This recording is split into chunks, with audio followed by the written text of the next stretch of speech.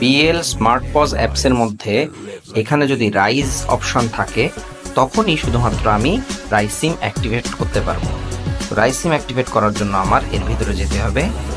যাওয়ার পর আমি রাইজ ইন শপ এটা সিলেক্ট করব।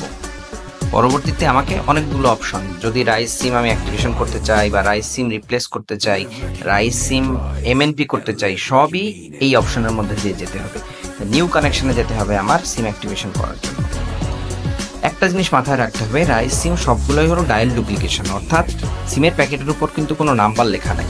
তার মানে আমি এই ড্রপ ডাউন মেনু থেকে আলটিমেটলি আমার পছন্দ অনুযায়ী যত নাম্বার প্রয়োজন সিলেক্ট করে নিতে পারবো। এই নাম্বারগুলো কিন্তু সব ফ্রি আছে এবং খুব সুন্দর সুন্দর নাম্বার আছে।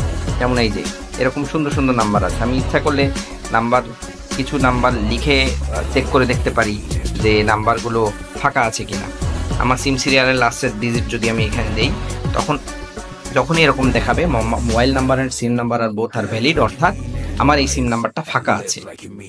এটা কিন্তু একটা দারুণ সুযোগ যে কাস্টমারকে আমি খুব ভালো রিদমিক সিরিয়ালের নাম্বার দিতে পারবো তাদের পছন্দ অনুযায়ী।